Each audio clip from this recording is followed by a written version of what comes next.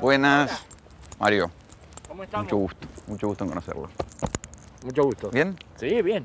Hola, ¿qué tal? Y ¿Bien? llegamos puntualmente. Pero fue una contradicción, fue un error, algo pasó. ¿Por qué? ¿Por qué? Porque con esta lluvia llegar en punto hasta acá, Un lío, un error. Bueno, ¿Cómo estás? qué lindo está esto. Casi, sí, bien. Casi siempre estoy en Mendoza. ¿Por qué nunca habla con la tele? Porque tenemos diferencia. Con la televisión, hombre. Con todo. Qué bien me están poniendo las estufitas. Esta es la cosa. Muy bien. Qué lindo es esto, ¿no? Qué lindo. Qué acústica tiene. Sí, bárbaro. Es una cosa buenísima. ¿Por qué está hecho así? Porque lo que interesa, desde nuestro punto de vista, es el vacío más que el lleno. Entonces retiran estas cositas y no hay nada. Como un Ni templo. ni íconos, ni colgajos, ni ninguna cosa. Me Entonces, impresiona cómo resuena la voz. ah, sí, sí, es buenísimo. Menos preocupado. Recién llegamos y ya empezamos. Menos preocupado. Bueno, a ver, empecemos ahora. Bien, más empecemos. desde el fondo de los tiempos. Empecemos. ¿De dónde salió usted? De Mendoza. Bueno, pero ¿qué sí? ¿A qué se dedicaba? Nada, había terminado el secundario, estaba en ciencias políticas. Sí. Y- Sí. No, quedémonos acá. Hola, ¿cómo estás? Hola, negro. ¿Cómo estás? Bien. ¿De dónde vienes? De Paraguay, Pero muy bien. estamos siempre. Hola, ¿cómo están? Entonces, de Mendoza. ¿A qué se dedicaba? Bueno, teníamos una alcoholera familiar y demás, pero que hacía sus cositas, vendía farmacias, vendía a distintos lados. Traíamos fraccionado de Tucumán. Usted de joven me contaba que empezó a viajar. Casi en ese momento. ¿A qué edad? Entonces habrán sido, yo debo haber tenido 19 años, algo así. Y entonces me largué a lo más inmediato, a lo más contiguo, a Chile. Y de Chile empecé a subir por la puna de Atacama, casi. ¿Esto en qué año era? Esto era en el 57, 56, 57. Y seguí hasta Perú. En Perú ya la moto no funcionó, entonces... En moto, como el Che Guevara. Ah, sí, empecé a tomar camioncitos, ese tipo de cosas, y llegué a Colombia, bien, recorrí distintos lados. Hola, Hola. ¿cómo estás? Hola. Bien, recorrí distintos países de América Latina y pegué la vuelta. Y seguí con mis cosas, las alcoholeras, todos esos líos. Después me fui a Europa. Y también recorrí varios países. Me quedé particularmente en Nápoles. Algo de 2 meses, una cosa así. Y seguí tomando muestras. ¿Qué es tomando muestras? Tomando muestras es ver cómo estaba lo que me parecía a mí que era un desequilibrio grande, sobre todo en el proceso de las generaciones, que unas suceden a otras, y eso tiene una mecánica, una dialéctica generacional, diría Ortega. Pero vi que había un desequilibrio muy importante generacionalmente hablando. Eso me quedó claro ya en el 68, donde las nuevas generaciones se levantaron, donde Mao Zedong aprovechó ese levantamiento generacional para alargar su revolución cultural. Bueno, que se vivió aquí en la Argentina en los tiempos de la guerrilla, ¿no? Claro, Padres contra hijos. claro, todo ese lío.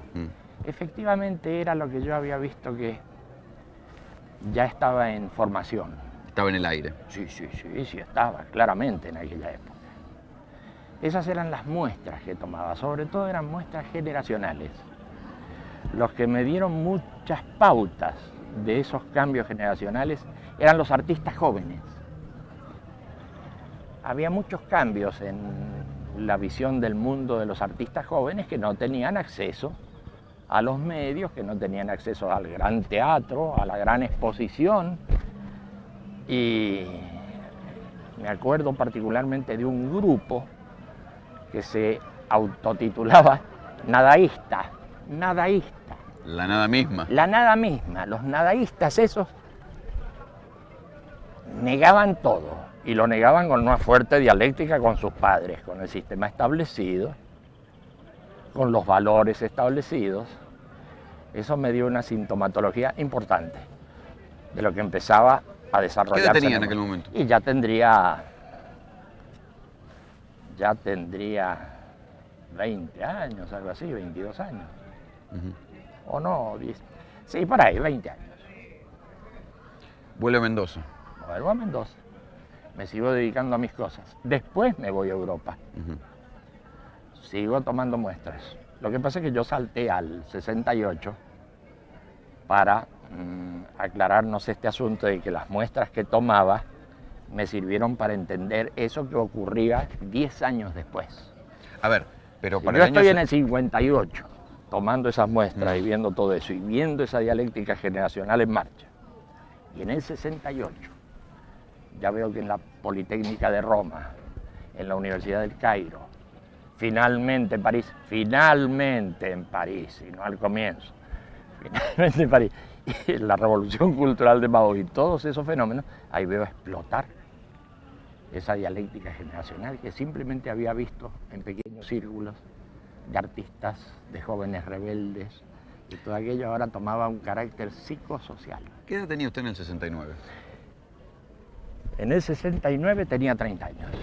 A ver, ¿usted qué diría si le cuentan que hace tanto tiempo, o hoy mismo, hay un joven de 30 años que va a una montaña, reúne, ¿cuánto? 200, 300, Sí, 400 200 personas sí. y da un mensaje? Sería un fenómeno, por lo menos para que salgan los noticieros. Sí, y así fue, porque se descolgó... Era muy joven usted, digo, Sí, quiero decir, sí, fue sí. una cosa extraña para aquel momento. Sí, se descolgó la CBS, se descolgaron de varios lados a ver ese fenómeno. Tenía características. ¿Cómo especiales. llegó hasta ahí? A convocar. ¿Cómo llegó la CBS, por ejemplo? No, es un problema No de sé la cadena cómo de se televisión. entera. Cuénteme usted cómo llegó a juntar tanta gente en una montaña. Bueno, precisamente... ¿Por qué lo seguían? Yo creo que aprovechamos los mismos errores que tuvo el gobierno. Eso que en Jiu-Jitsu se llama aprovechar la fuerza del otro. Eso de prohibir a todo el mundo y prohibirnos a nosotros. Espere que le voy a sacar el saco del hombro porque si no me está Que pudiéramos, poniendo nervioso y se le va a quedar el dedo duro. No. eso que nosotros pudiéramos, pese a las prohibiciones, hacer un acto público con la anuencia del mismo gobierno. Porque consultamos, nosotros siempre hemos sido muy obedientes. Consultamos al gobierno. No podremos hacer un acto público, pero ¿cómo se le ocurre? Retírense de acá. Bueno. Era la dictadura de Onganía. Claro, Estaban prohibidas las manifestaciones. Claro, claro. Pero si no hablamos en los lugares públicos clásicos, si no hablamos en las ciudades, si no hablamos en los lugares de reunión, en la plaza pública, a lo mejor podemos reunirnos en la montaña, en un lugar donde los amigos van a comer asados, donde... Ah, si quieren hablar ahí, háblenle a las piedras, dijeron. Ah, bueno. Y eso hicimos. Le hablamos a las piedras. Y ahí empezó la fiesta. No era un mensaje político tampoco. No, no era.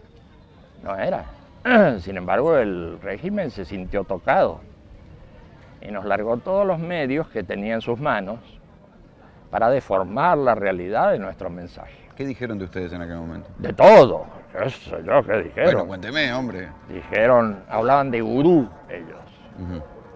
En esa época parece que era muy degradatorio lo de gurú. Hoy se habla del gurú del cuadro de fútbol, del gurú de la empresa, del gurú. Pero en esa época, gurú sería algo bastante peyorativo. Bueno, era así una cosa de... En los tiempos del hipismo, todavía. Claro, el claro, nacimiento claro, del hipismo. claro. Eso ¿Usted del fue de alguna manera un fenómeno de la cultura hippie? No, de ninguna manera. El hipismo en realidad nunca participó de nuestras cosas, no lo entendió al fenómeno. No es que nosotros nos tiráramos en contra de ese fenómeno, pero el hipismo no simpatizó. Ujú. Bueno, en realidad no hemos visto que haya simpatizado mucha gente nunca. Bueno, O sea que debemos estar totalmente equivocados. Bueno, pero consiguieron muchos adeptos en el mundo. Bueno, eso sí.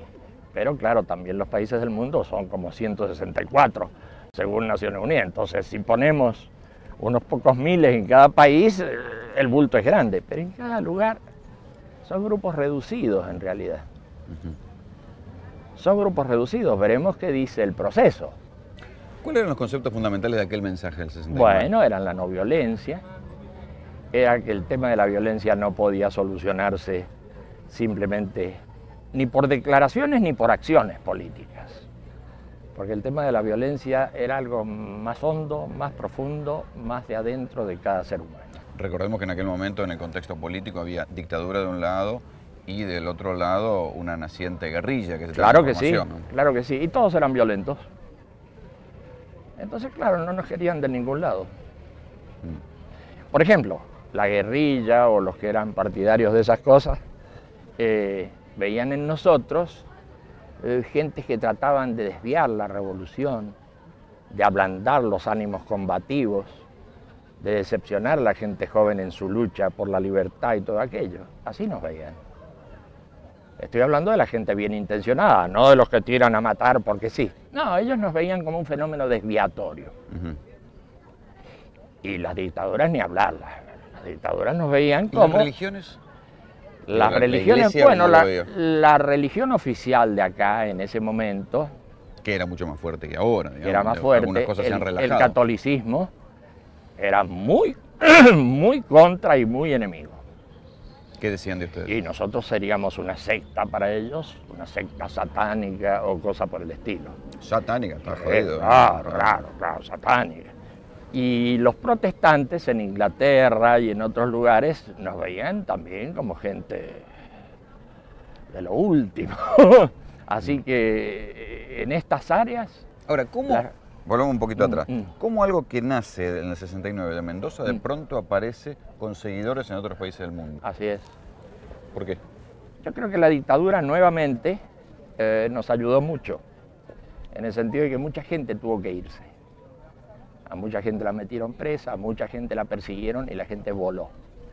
Y al irse de acá, se fueron precisamente a esos lugares que están conectados con Argentina, es decir, a España y a Italia. Entonces se puede ver esa línea como los primeros grupos aparecen en España y en Italia. También algunos se van, es cierto, a Venezuela, a Estados Unidos y demás, pero los grupos más fuertes se van a esos dos puntos. Y se explica por qué.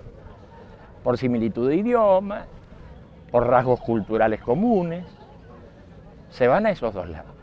¿Cómo se hace usted conocido como para llegar a tener tanta gente que va a la montaña a escucharlo? En ese año 69, entre una cosa y otra, entre el joven que vuelve de viaje y el momento del mensaje, ¿cómo se va haciendo conocido? O sea, ¿cómo va logrando seguidores? Con pequeños grupos, con pequeños grupos con los que contábamos. ¿Grupos de qué? Grupos de estudio personal. Eran grupos que estudiaban qué pasaba con uno, qué pasaba con el medio inmediato, qué pasaba con la situación mundial. Nos abocábamos a eso, pero cuando hablo de grupos hablo de, qué sé yo, de 7 personas que se reúnen en un garaje, que era lo que hacíamos.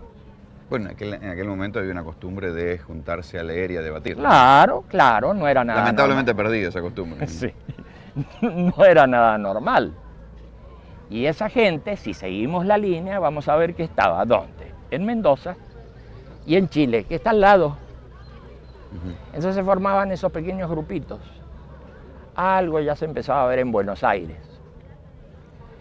Pero cuando producimos esa arenga en la montaña, ¿quiénes llegan ahí? ¿Quiénes son esos 200 que llegan ahí? Son gente de Mendoza y gente de Santiago de Chile y unos pocos amigos que vienen de Buenos Aires. Pero, o sea, quiero decir que no hay nada misterioso en este desarrollo que se ve cómo se produce por las contigüidades geográficas o culturales como en los otros casos. En aquellos momentos donde todo era política, ya fuera que urgencia de revolución o guerra fría, usted proponía un énfasis en lo personal. Sí, así es. Que es lo mismo que propongo ahora. Un énfasis fuerte en lo personal. Porque para hablar de las situaciones sociales y económicas, nosotros hablamos en los términos del humanismo, adherimos en lo que el humanismo plantea como cosa importante. Pero para nosotros el centro de gravedad está en lo que sucede en uno. Pero si usted me dice, ¿qué hacemos con los gobiernos? ¿Qué hacemos con...? Bueno, mire, acá existe el humanismo en distintas partes del mundo, existe como partido político, existe como organizaciones culturales, sociales, así que nosotros adherimos en materia social y cultural a lo que propone el humanismo. Pero... No ese micrófono. Pero en lo que hace a lo que ocurre con uno mismo, eso lo hacemos a través de lo que llamamos el mensaje. Un mensaje muy breve, muy pequeñito, con un librito muy chiquito también, que habla del camino, que habla de, qué sé yo, la vida cotidiana, y no mucho más. No es para nada complicado lo que sucede con el mensaje. Es algo muy al alcance de la gente. Es muy distinta a las formulaciones teóricas que a veces uno encuentra en el humanismo. Ahí hay formulaciones Usted teóricas. no se presenta en sociedad como un filósofo. No, absolutamente. Como un predicador. Tampoco porque es poca la prédica que hago en los lugares públicos. Ahora, cuando nos reunimos O entre sea, no amigos... es un predicador de masa, que No. y tampoco lo fue con el tiempo. No. Nunca ocurrió nada parecido a lo de los predicadores. ¿Y por qué lo sigue la gente? Yo creo que encontrará algo en común con su situación. No creo que sea por la fuerza del verbo o lo que yo presente como punto importante en mis explicaciones de las cosas. No, yo creo que es porque la gente tiene eso en su En el interior. mensaje había una interpelación fuerte al sufrimiento, a la gente que sufre. Sí, sin duda, a la gente que sufre y al fracaso, sobre todo al fracaso. A nosotros nos parece un punto capital. Quien crea que no ha fracasado va a tener problemas para entender lo que decimos.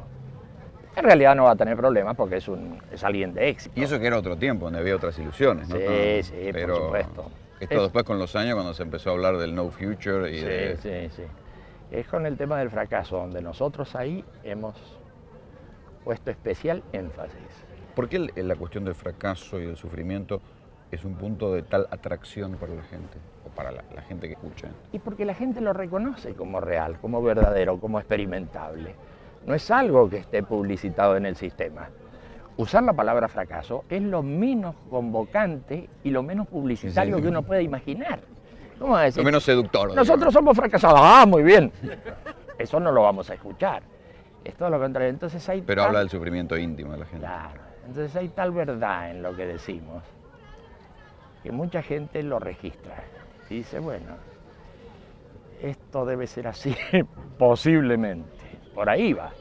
Por el lado del reconocimiento de una verdad interna y no por el lado de un armado ideológico.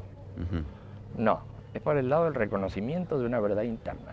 Cambiar desde uno, entonces. ¿Cómo Sí. se cambia una persona desde sí misma? Es como levantarse de los propios pelos. Difícil, difícil. Pero justamente el reconocimiento del sufrimiento es el que impulsa fuera del sufrimiento. Cuando uno reconoce que la cosa está mal y que la cosa no tiene salida, uno busca aire fresco, busca abrir las ventanas para que entre el sol, para que entre el viento. Y entonces uno cambia, o puede cambiar por lo menos. ¿Cuántos Eso creo. seguidores llegó a tener? ¿Seguidores? Bueno, Digamos, es un modo de llamarle, sí, digo, de acuerdo. alguna manera. De acuerdo. En el mundo Y no sé, habrá 1 millón, 2 millones, algo así será. es mucho. Pero hay que preguntarle a los muchachos que andan con las estadísticas. Ellos saben, ellos cuentan todo. Sí, debe ser una cosa así. Bueno, no es habitual que alguien que reflexiona desde Mendoza logre 1 millón de personas que compartan su pensamiento en el mundo. Digo, no hay otro caso en Argentina. No creo que haya una cosa así. Pero, Además, un pensamiento organizado. sí, tiene sus virtudes y tiene sus defectos. Pero en fin. Con no el correr de los años lo persiguieron, digamos, lo Sí. acusaron. ¿Qué pasó en la dictadura, por ejemplo? A mí me metieron preso 17 veces. Que no es mucho, porque me tenían preso una semana, me soltaban, me mandaban a Villa Devoto, a distintos lados, pero... ¿En qué? ¿En la dictadura de Onganía o en la dictadura de Videla? En la última, en la de Videla, sobre todo. ¿Con pero, qué cargo? ¿Eh? ¿Con qué cargos? Nunca había cargos. Nunca había cargos, y eso era lo más interesante.